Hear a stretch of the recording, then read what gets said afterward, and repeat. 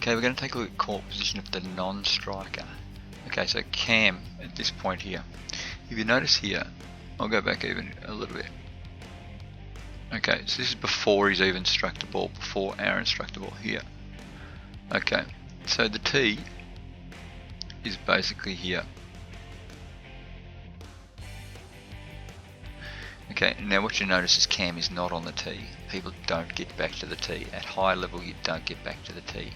What happens is from here, from this position here, Cam can actually cover the cross court, the down the ball drive. So he can cover across here. It's supposed to be a line, sorry about that. You can cover the cross straight across to the side wall really quickly and really easily. You can also, most likely he's going to have to go towards the back court, so he's in a position where he's not too far back here as well, so he's got all this covered really strongly, and that's the most likely outcome of this shot. So we see where Aaron goes. So Cam, that's off a drive, off a volley. So what happens is Aaron still only made it to that side of the court. He didn't get back to the centre of the court, even though he's had to go across the other side. So at point of impact, Cam was in the centre. These are cross courts at the moment, so Aaron is on the right hand side of the court for the cross court. When we come down here, Aaron is now hitting, and because it's such a wide shot, Cam's had to stay in the middle of the court as we talk about it. So when we go down the wall, we have a rally down the wall, and the down the wall rallies, we'll see that Aaron once again is well out over in what we perceive as the left hand side of the court, so he's not in the middle of the court at all. So if we follow this through, once again, Cam's in that same spot. So you could almost draw two circles. I'll actually do that. Okay, so if we watch this rally through, and we'll see from here, Aaron is now in that circle. And then they'll swap over, and now Cam will be roughly in that circle. And then Aaron will be roughly in that circle. Goes cross court, and that's when Cam's in the middle, in that traditional T position off a cross court. So then we go down the wall, and Aaron will now be roughly in that circle for a down the wall drive. And now Cam will go into that circle.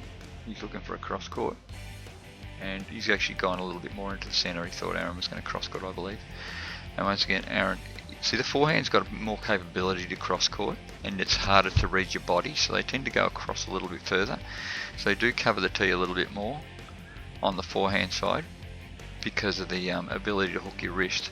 So once again, Aaron's in that circle there, and here, there's the cross court. Off we go.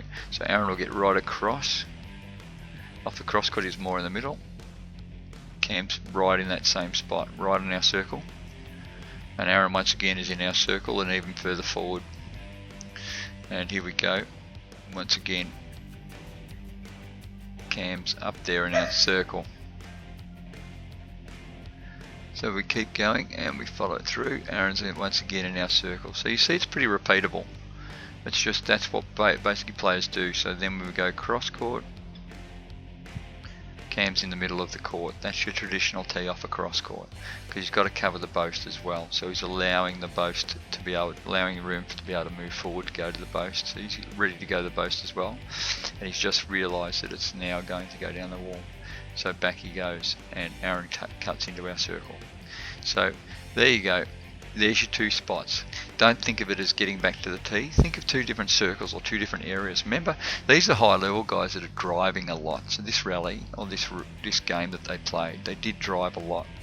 So it wasn't a front court match.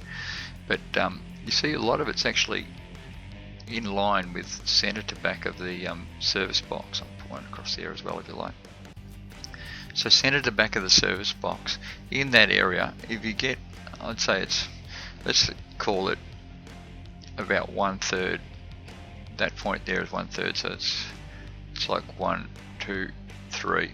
So it's 1/3 spot. That's roughly where you need to be, right there.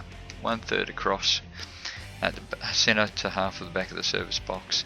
There are your two circles we need. keep going back to those areas and see how that improves the quality of your game when people are continually driving down the wall.